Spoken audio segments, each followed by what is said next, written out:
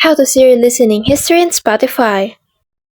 To view your Spotify listening history in mobile, first open the Spotify app and make sure you log into your account. Then tap your profile icon in the upper left corner.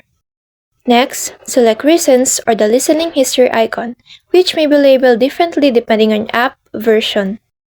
This will display your recently played tracks, albums, and playlists. For a more complete history, you can download your Spotify data, which includes streaming history for the last year or lifetime, according to the Spotify community. So, whether you're tracking down a forgotten favorite or just curious about your habits, Spotify offers multiple ways to look back at your listening journey. Make sure to explore both mobile and desktop to get the most complete picture. And that's it. Now you know how to see your listening history in Spotify. I hope this helps. Please subscribe for more tutorials. Thank you.